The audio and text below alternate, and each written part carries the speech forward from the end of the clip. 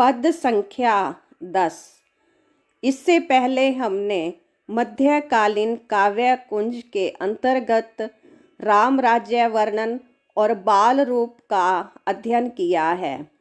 अब इन पदों में संत तुलसीदास जी ने श्री राम, सीता और लक्ष्मण के वन गमन की गाथा लिखी है। गोस्वामी तुलसीदास जी द्वारा रचित कवितावली के अयोध्या कांड से उद्धृत वन गमन के पद हैं, उनका अब हम अध्ययन कर रहे हैं। इस पद में तुलसीदास जी ने उस समय का वर्णन किया है जब श्री राम, सीता जी और लक्ष्मण वनवास के लिए निकलते हैं। वनवास में जाते समय वन के रास्ते में आई हुई कठिनाइयों के कारण सीता जी किस प्रकार व्यथित होती हैं, उसका चित्रण करते हुए संत तुलसीदास जी ने लिखा है। पुरते निकसी रघुवीर वधु, धरि धीर दये मग में ड्वग द्वई। पुरते, पुर अर्थार्थ नगर, ते अर्थार्थ से, निकसी निकले, रघुवीर श्री राम, वधु श्री राम जी की पत्नी सीता, यानी कि सीता मैया जब नगर से निकले, जब श्री राम, लक्ष्मण और सीता बाहर वन में जाने के लिए अयोध्या नगर से निकले हैं, धरी धीर, मन में धैर्य धारण करके, दे मग में, मग अर्थार्थ रास्ते में, अभी डग कदम, द्वई दो, कि अभी रास्ते में चलते हुए 2 कदम ही रखे थे। धैर्य धारण करके रास्ते में चलते हुए सीता जी ने अभी 2 कदम ही रखे थे। झलकी भरी भाल कनी जलकी, तो कहते झलकी अर्थार्थ झलकने लगी, भाल मस्तक में, कनी अर्थार्थ पसीने, जल की जल बूंदें, तो कहते उनके माथे पर पसीने की बूंदें झलकने लगी। पुट सूख गए, पुट अर्थार्थ होठ सूख गए मधुराधर, कहते कि उनके मीठे मधुर रसीले होठ थोड़ी देर चलने से ही सूख गए। फिर बूझती अर्थार्थ पूछती हैं, तो सीता मैया श्री राम जी से पूछती है, चलनो अब केतिक, कहते कि चलना है अब केतिक, कितनी दूर तक अभी बाकी जाना है। पर्ण कुटी करी हो कित है, पर्ण अर्थार्थ होता है पत्तों की, यानी कि पर्ण कुटी अर्थार्थ झोपड़ी या कुटिया, कि पत्तों की झोपड़ी कुटिया रहने के लिए करियो, यानी कहाँ, कित अर्थार्थ कहाँ, करियो अर्थार्थ बनानी है, कि रहने के लिए पत्तों की कुटिया हमने कहाँ पर बनानी है। तिय अर्थार्थ स्त्री की, तो श्री राम जी स्त्री की लखी अर्थार्थ देखकर आतुरता, व्याकुलता। पिय अर्थार्थ स्वामी पति की, यानी श्री राम जी की अखियां आँखों से अति चारू अर्थार्थ सुंदर आँखों से चली जल चवई अर्थार्थ बहने लगा, टपकने लगा। तो बताया है तुलसीदास जी ने तिय की, यानी श्री राम जी ने जब अपनी पत्नी की ऐसी व्याकुलता देखी तो उनकी आँखों से आंसू बहने लगे, उनकी आँखों से जल टपकने लगा, यानी वो व्यथित हो गए, आँखों से आंसू बहाने लगे, उनके मन के अंदर शोक उत्पन्न हो गया। तो इस प्रकार से उस समय का वर्णन करते हुए तुलसीदास जी ने श्री राम सीता जी की सुंदर वन यात्रा का चित्रण किया है। भावार्थ, इस पद्य में संत तुलसीदास जी ने श्री राम जी को एक साधारण मनुष्य के रूप में प्रस्तुत किया है, कि सीता जी की व्याकुलता देखकर श्री राम भी किस प्रकार व्यथित हो जाते हैं। भाषा इसमें सरल, सहज और प्रवाहमयी है। ब्रज और अवधी भाषा का प्रयोग है। तत्सम तद्भव शब्दावली, अनुप्रास और उपमा अलंकार के साथ सवैया छंद है इसमें, और विशेष श्रृंगार रस का प्रयोग है। प्रसाद, माधुर्य गुण, अभिधा शक्ति, दृश्य बिंब के साथ वर्णनात्मक शैली है। गेयता का गुण विद्यमान है। पद्य संख्या 11। इस पद्य के अंतर्गत भी संत तुलसीदास जी ने वन गमन के दृश्य को प्रस्तुत करते हुए बताया है कि जब सीता जी को प्यास लगती है तो लक्ष्मण जी जल लेने के लिए जाते हैं। तो जब तक वो जल लेकर आते हैं तब तक श्री राम और सीता जी प्रतीक्षा करते हैं। वहीं किसी पेड़ के नीचे बैठ करके थोड़ा इंतजार करते हैं, विश्राम करते हैं। तो उस दृश्य का वर्णन करते हुए संत तुलसीदास जी लिख रहे हैं, कह रहे हैं कि जल को गए लखन है लरिका परिखो, पिए छहा गरीक है ढाड़े। तो सीता जी कहती हैं कि लक्ष्मण जी जल को गए, जल लेने के लिए गए हैं। लखन लक्ष्मण, कि लक्ष्मण जी जल लेने के लिए गए हैं। है लरिका, कहते कि वो अभी लड़का है, बच्चा है, इसलिए हम थोड़ी देर यहाँ पर रुकते हैं। परीखो यानी प्रतीक्षा करते हैं, इंतजार करते हैं। पिय, हे स्वामी, कि हे स्वामी जब तक लक्ष्मण जी जल लेकर के आते हैं तब तक हम यहाँ पर विश्राम करते हैं या प्रतीक्षा करते हैं, इंतजार करते हैं। छहा गरीक है ढाड़े, छहा इस छाया के नीचे घड़ी, एक घड़ी, एक कुछ देर के लिए हम इंतजार कर लेते हैं, ठाड़े रुक जाते हैं, ठहर जाते हैं। तो कहती हैं पोछी पसेऊं बियार करूं, कहते जब तक लक्ष्मण जी आते हैं तब तक मैं पोछी पोंछ देती हूँ, पसेऊ पसीना, कि आपका पसीना पोंछ देती हूँ। बयार करूं, बयार अर्थात हवा, पंखा कर देती हूँ, हवा कर देती हूँ। और उपाये पखारियो भू भूरी ढाड़े, कहते कि जो भू भूरी अर्थात इस धरती की मिट्टी से, धूल से जो आपके पैर धूल से भर गए हैं, पाए पैर, उनको पखारियो धो देती हूँ। तो सीता जी कहती हैं कि धूल के कारण से जो आपके पैर भर गए हैं तो मैं आपके पैरों को धो देती हूँ। तुलसी रघुवीर प्रिया श्रम जान के बैठी विलंब लो कंटक काड़े। तुलसीदास जी कहते हैं रघुवीर श्री राम जी प्रिय आश्रम, अपने प्रिय की मन की व्यथा को जानी के समझ जाते हैं। तो सीता जी के मन के भाव को श्री राम जी ने समझ लिया। फिर वहाँ पर बैठी गई, वहाँ पर बैठ गए, कुछ देर के लिए इंतजार के लिए बैठ जाते हैं, विलंब देर। लो कंटक काड़े, कंटक अर्थात कांटे, काड़े अर्थात निकालते रहे। कहते कि कुछ देर वहीं पर बैठ कर के इंतजार कर रहे थे और वहाँ बैठकर अपने पैरों में चुभे हुए कांटे निकालते रहे। जानकी नहा को नेहू लख्यो, तो कहते कि जानकी के नेहू अर्थात स्नेह को लख्यो देख करके श्री राम जी जानकी सीता जी के मन के प्रेम भाव को देखते हैं, महसूस करते हैं, समझते हैं। इससे पुलको तनु, तनु अर्थात तन, तो उनका तन पुलको पुलकित हो जाता है, प्रसन्न हो जाता है। बारी विलोचन बाड़े, कहते कि उनके इस प्रकार अधिक प्रेम को देखकर वारी जल विलोचन नेत्रों से बाड़े बहने लगता है। तो उनकी आँखों से आंसू बहने लगते हैं, आंसू रूपी जल बहने लगता है। तो यहाँ पर वो दृश्य प्रस्तुत किया है कि जब श्री राम जी सीता के मनोभाव को समझते हैं और उनके अंदर सीता के प्रति प्रेम भाव और जागृत हो जाता है। इसमें विशेष सीता जी और श्री राम जी के मनोस्थिति का वर्णन किया है।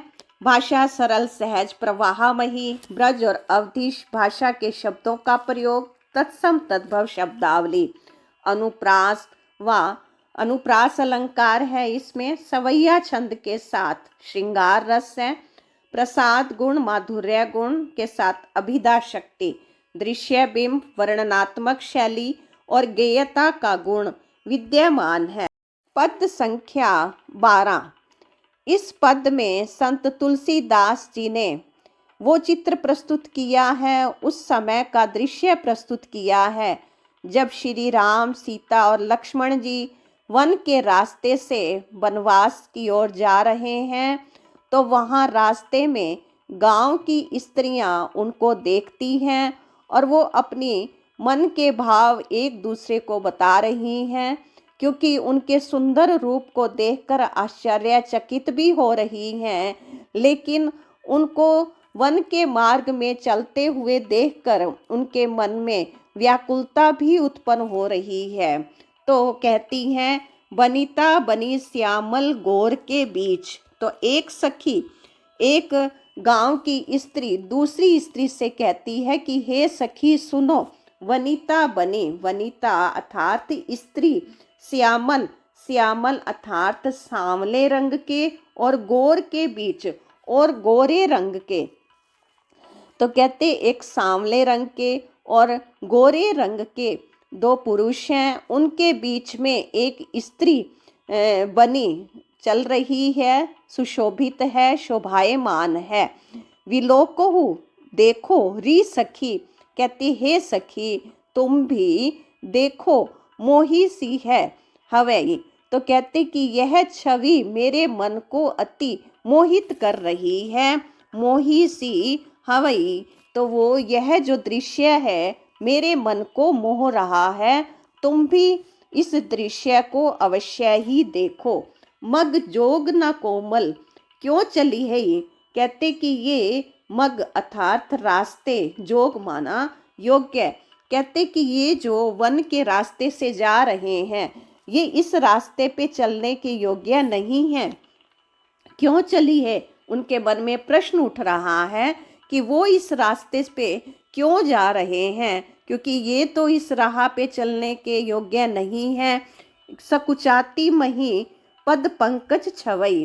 तो कहते क्योंकि इनके जो पैर हैं, पाँव हैं, कोमल हैं, इन तीनों का शरीर अति कोमल है।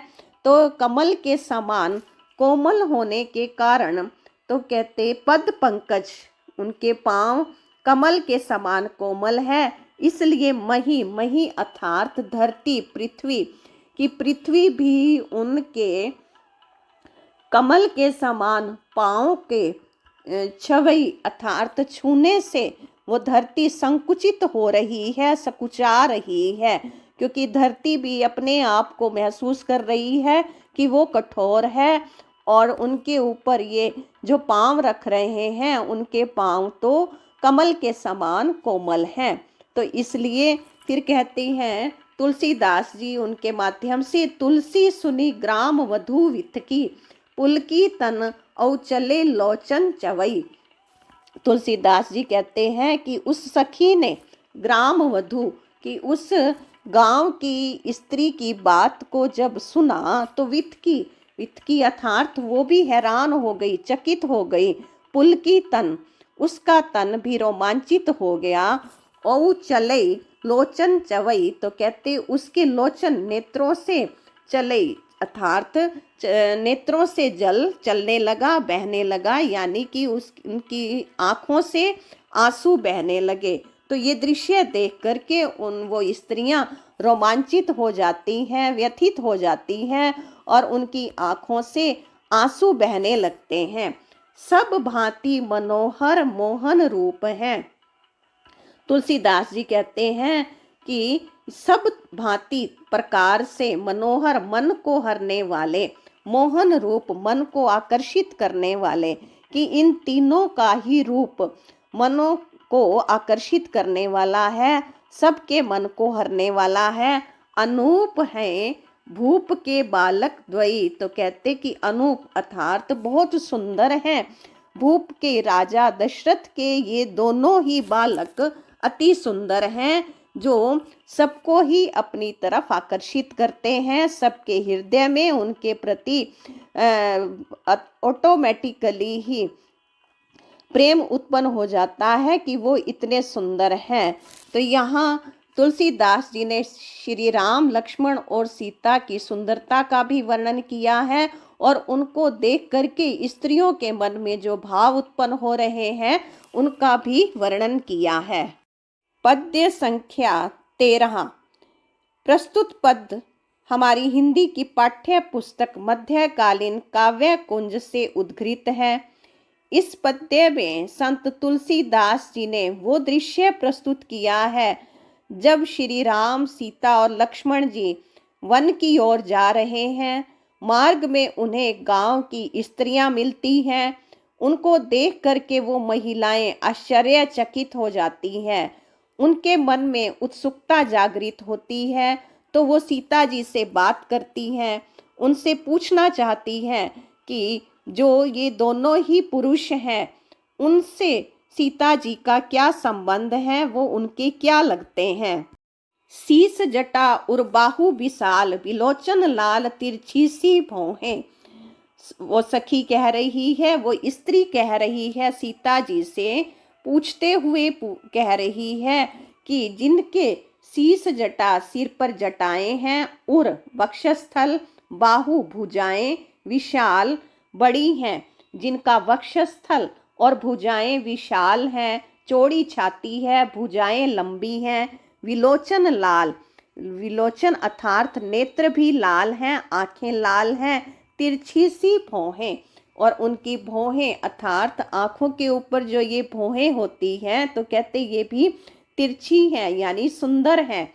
तून सरासन बाण धरई, तुलसी बन मार्ग में सुठी सोहे। तून होता है जिसमें बाण रखे जाते हैं, तरकश, तो तरकश है। सर आसन, सर अर्थात बाण, आसन कि जिस पे बाण रख के चलाया जाता है वो है धनुष। बाण अर्थात तीर, कि जिनके पास तीर है, बाण है, धनुष है, तरकश है, धरई, जिन्होंने ये धारण किए हैं। तुलसीदास जी ने उस स्त्री के माध्यम से पूछा है कि जिन्होंने धनुष, बाण और तरकश को धारण किया हुआ है, वन मार्ग में सुठी सोहें, कहते कि जो वन के रास्ते में चलते हुए सुशोभित हो रहे हैं, शोभायमान हो रहे हैं, सुंदर लग रहे हैं, अच्छे लग रहे हैं। सादर बारही बार सुभाए, चितई तुम है त्यो हमरो मनु मोहे। तो कहते सादर कि जो आदर पूर्वक बार बार सुभाए अच्छे स्वभाव से, चितई मन से, कि जो जिनका मनोभाव अति सुंदर है और वो आदर पूर्वक बार बार तुम्हें बार बार देखते हैं। तो हमरो मनु मोहे, इस प्रकार से हमारा मन भी उनकी तरफ मोहित हो रहा है, आकर्षित हो रहा है। पूछत ग्राम वधू सी सौ, तो कहते तुलसीदास जी, गांव की स्त्रियां, गांव की महिलाएं सीता जी से पूछती हैं, कहो कि बताओ सांवरे से सखी, की हे सखी, कि ये जो सांवले रंग के पुरुष हैं, रावरे को हैं, कि यह सांवले रंग के जो पुरुष हैं ये तुम्हारे क्या लगते हैं, तुम्हारा इनसे क्या संबंध है। इस प्रकार से उन सखियों ने सीता जी से उत्सुकतावश ये प्रश्न पूछा है। तो उसके बाद सीता जी कैसे जवाब देती हैं वो हम अगले पद में समझते हैं। पद्य संख्या 14। पिछले पद्य में सखियों ने, गांव की महिलाओं ने, स्त्रियों ने सीता जी से प्रश्न पूछा था कि उनके साथ जो ये सांवले रंग के पुरुष हैं उनके साथ सीता जी का क्या संबंध है। तो उनको किस तरह से सीता जी ने जवाब दिया है। तुलसीदास जी लिखते हैं, सुनी सुंदर बैन सुधारस साने, सियानी है जानकी जानी भली। तो सीता जी ने जब उनके इन मधुर वचनों को सुना, सुधा रस अमृत बरसाने वाले, अमृत से भरपूर, साने अर्थात भरपूर, बैन अर्थात वचन अर्थात वाणी, सीता जी ने उन गांव की महिलाओं की अमृत के समान या अमृत रस के से भरपूर वाणी जब सुनी, उनके जब वचनों को सुना, तो जानकी जानी भली, जानकी सीता जी ने अच्छी प्रकार से जान लिया, समझ लिया कि ये जो गांव की स्त्रियां हैं सियानी हैं। कहते ये बहुत चुस्त हैं, चालाक हैं, कि ये समझ तो रही हैं लेकिन ये जानबूझकर मुझसे पूछ रही हैं। तिरछे करी नैन, तो इसलिए सीता जी ने भी बड़ी चतुराई से उनको जवाब देना चाहा। तिरछे करी नैन, उन्होंने अपनी तिरछी आंखों के द्वारा दई सैन, सैन अर्थात इशारा, उनको इशारे से समझाई, कछु कुछ समझा दिया, कि उन्होंने आंखें तिरछी करके और इशारा करके उन स्त्रियों को, उन महिलाओं को कुछ समझा दिया। मुस्काई चली और फिर मुस्कुराकर आगे बढ़ दी, आगे की ओर चल दी। अर्थात सीता जी ने अपनी आंखों के संकेत से उन गांव की स्त्रियों को बता दिया कि श्री राम जी उनके पति हैं। तुलसीदास जी कहते हैं, तेही अवसर सोही सबे अवलोकत लोचन लाहू अली। अली अर्थात सखियां, वो स्त्रियां, गांव की स्त्रियां, तेही अवसर, उस सुंदर अवसर को देख करके अपने आप को बहुत सौभाग्यशाली समझ रही हैं कि इस अवसर पर सभी ग्राम की जो स्त्रियां हैं, ऐसे दृश्य देखकर, श्री राम जी को देख करके अपने आप को पुण्यवान समझ रही हैं। यानी उनकी आंखों को यह दृश्य जो दिखाई दिया, उनके दर्शन हुए, उनसे उन ग्रामीण स्त्रियों को बहुत ही पुण्य प्राप्त हुआ। अनुराग तड़ाग में भानु उदय, बिगसी मनो मंजुल कंज कली।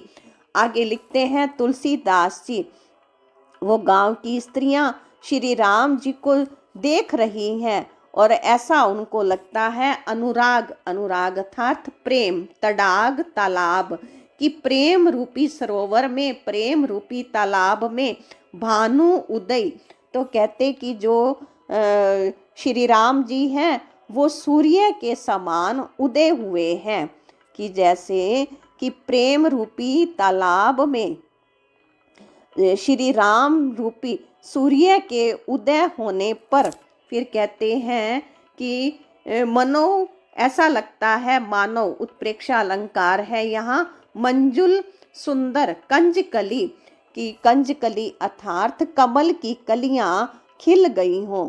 श्री राम रूपी जो सूर्य हैं उनके उदय होने पर, कि जो महिलाओं के नेत्र हैं वो नेत्र बताए हैं कमल रूपी कलियों के समान, कि उनकी नेत्र रूपी कमल की कलियां खिल गई। दोबारा से देख लेते हैं कि श्री राम जी को देखते हुए ऐसा लगा कि मानो प्रेम रूपी सरोवर में श्री राम रूपी सूर्य के उदय होने से सुंदर आँखों रूपी कमल की कलियां खिल गई हैं, नेत्र रूपी कमल की कलियां खिल गई हैं। तो यहाँ पर सभी ग्रामीण स्त्रियों की उत्सुकता को भी दर्शाया और उनको जो इन सब का दर्शन प्राप्त हुआ, जिससे उनको बहुत पुण्य प्राप्त हुआ और वो अपने आप को बहुत ही सौभाग्यशाली समझ रही हैं, उनके दर्शन का लाभ ले रही हैं। भावार्थ, गांव की स्त्रियां इन तीनों का दर्शन करके लाभान्वित हो रही हैं। विशेष उसी प्रकार से भाषा सरल, सहज, प्रवाहमयी, ब्रज और अवधि भाषा के शब्द, तत्सम तद्भव शब्दावली, इसमें अनुप्रास और उपमा के साथ रूपक और उत्प्रेक्षा अलंकार भी आए हैं। सवैया छंद है, श्रृंगार रस, प्रसाद गुण, माधुर्य गुण, अभिधा शक्ति और दृश्य बिंब के साथ वर्णनात्मक शैली, गेयता का गुण विद्यमान है।